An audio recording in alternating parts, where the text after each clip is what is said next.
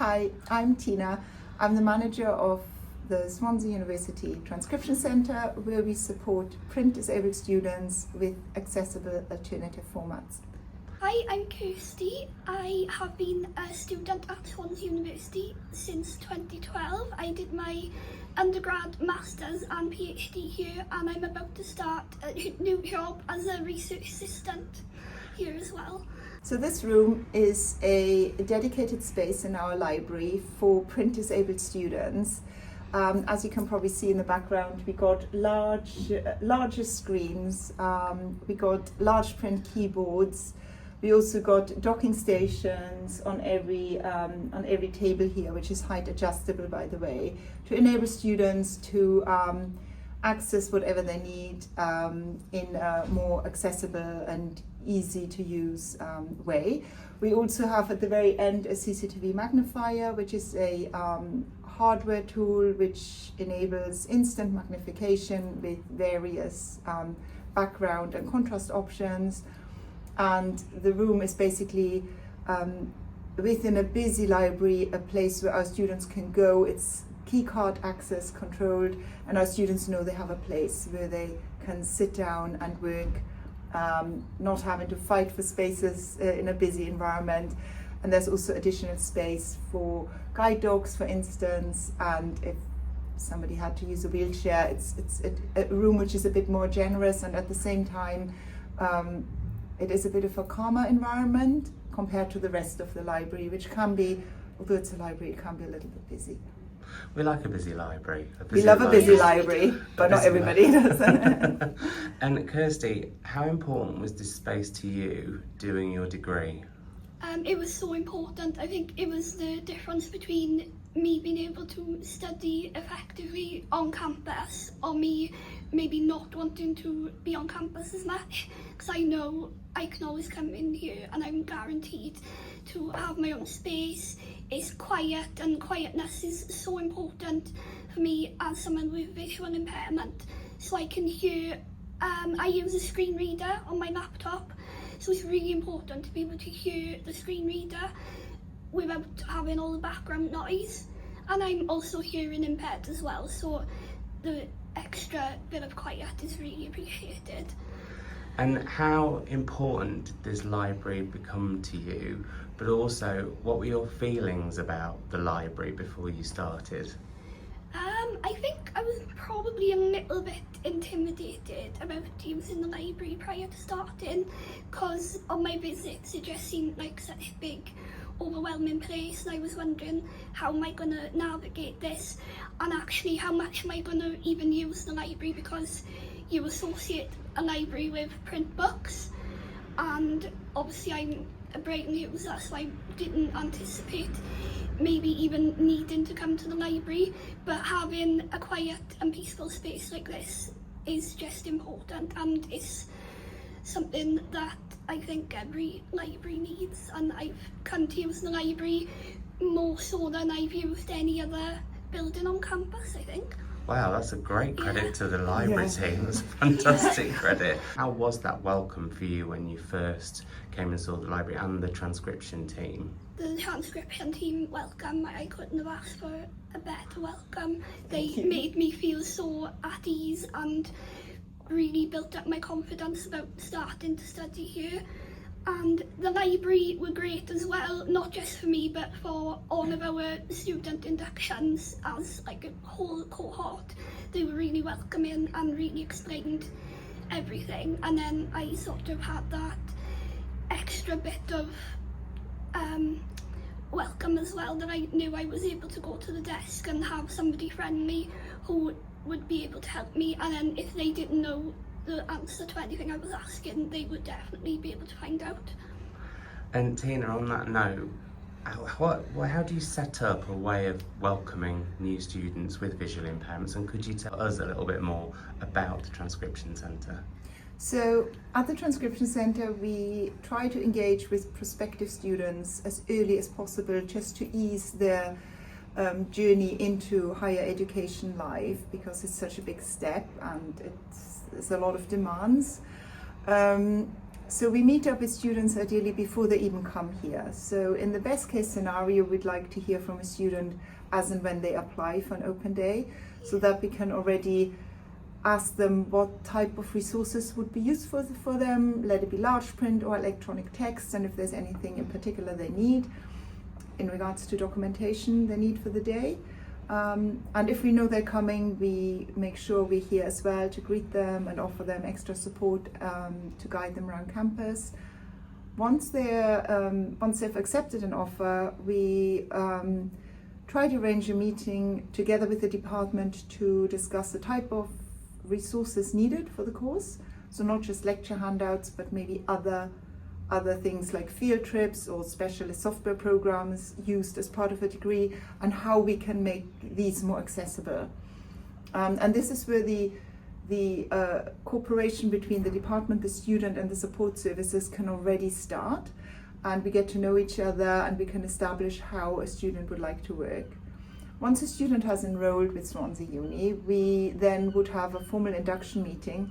And it sounds quite harsh. It's basically a meeting where we hash out exactly the outline of support. So what we would do in regards to the resources, how a student would like to receive them, let it be large print on maybe colored paper or in electronic form or in braille, and what type of delivery of these resources would work for a student, via email, in physical copy, and how they would like to communicate with us. For instance, via email or text message, email in Welsh or in English. So we set out how we're going to work together, and then we show the student the library space. We show them this space here if they wanted access to this room, and we also make sure to communicate that we are on hand to help. So if there are hiccups, if they can't find a lecture room in the first couple of chaotic weeks, we're very happy to help. And also if the support needs change, then we're always the first port of call. They can tell us what doesn't work because we want to know. And sometimes students find that during their degree journey, what they thought works for them doesn't, because nobody knows what university is like before starting. And we just try to make this message clear that any change is welcome, we just need to know about it. And Kirsty was saying she was quite nervous about using the library. What are the challenges to break down any nervousness? I think just getting a student into the physical space, or the digital access to the space. So both forms work well. So if somebody says, I'm not really into go into the actual library building, you still have access to all the resources digitally, and all our support channels exist in a digital way. So we have LibChat, which is an instant chat function. One can also arrange appointments with subject librarians if you need research or referencing help, and our subject librarians are fantastic. They're a fountain of knowledge. So both access ways, digital or physical, definitely exist, and I just like to take the initial burden away by just showing the spaces and saying, look, this is what there is, and this is how you can access books, resources, just find out what's available. I think it's just taking that initial first step, just helping them, hand-holding if that's required, and get students into the library. And clearly your work, Kirsty, because you've done your PhD here as well, and now you've got a job here. Could you talk about your PhD a little bit and how, again, the service helped, and then what your thoughts are for the future with the role? So I think the transcription centre was integral to helping me throughout my PhD, because I relied a lot more on being an independent learner rather than going to lectures and having the input from the lecturers. I had to create my own input really and look for articles and things that were going to help me write my thesis. And as a visually impaired person, finding articles, like searching the internet, can be really difficult, and things are not always accessible, which we've definitely found out. So I would find an article, maybe it was a PDF that wasn't tagged, so I couldn't access it with my screen reader, so I was able to send it over to Tina or someone in the transcription centre, and they would get back to me so quickly. It's unbelievable how quick they get back to you, and make things accessible for me. It's the highlight. I love that bit of finding out things which are finding articles which are difficult to find. It's like a little Easter egg hunt on the internet. I would love to hear from you both in terms of, Kirsty, what would you say your top advice is for anyone who's nervous about going to a library? Have you got like 2 or 3 pieces of advice you'd give? Yeah, I would firstly say anxiety is perfectly natural, so don't be ashamed of being anxious. It's a normal part of transitioning to university life. I'd say secondly, don't be afraid of asking for help, because I think that's something I've struggled with in the past. But I think the openness of the team, openness encourages openness, so the fact that the team have been so open and asking me, what do you need, what support can we put in place, that makes me feel more comfortable and confident to say maybe this isn't working, or I might need help with this. So it really creates that environment of building up rapport and having a two-way kind of communication. I think to echo Kirsty's thoughts here, first of all, anxiety around supporting VI users is normal, and the best way forward is to just ask somebody what would be helpful, how they would like to work with you, what they find useful, and then work on a strategy together. But it's basically just the same for both sides of the coin, I'd say. And could you both give your highlight moments in the time that you've known each other, which is how long now? 13 years. What's been a real highlight?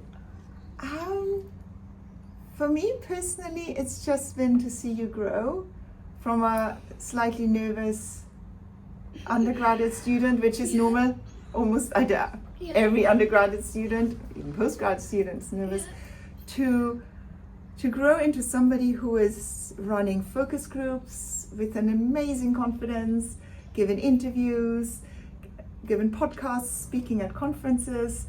That curve, that's been wonderful. And what about you, Kirsty? What's been your highlight? I think for me it's the being able to mark each milestone. So like, for example, every graduation, I can then send an email or go to the transcription centre and just say thank you, because it wouldn't have been possible without you. And the library and the transcription centre have been a huge part of my student identity as well. So I think that's the big things for me. The final question, what is your favourite thing about the library and the transcription service? I think for me it's just how well they work in tandem together, and how much good communication there is between the library as a service and the transcription centre as a service. And Tina, what's your favourite thing about working in the transcription service? Is being allowed to be part of a student's journey. I know it sounds terribly cheesy, but it's true. To just be part and have the tiny contribution of making that journey a little bit easier, because obviously it's down to the student. We just help a little bit. I'd like to think of us as like somebody who smooths the path, but we don't do the work. So it's just being allowed to be part of it and read all the interesting things the students get to study. And also it's clearly working, because as we've said, Kirsty isn't leaving. So that's it. She's here forever. Yeah. Huge thank you for letting me talk to you both today, and also for letting me take part in the challenge with you. It's been a real pleasure. Oh, it's been a pleasure. Thank you.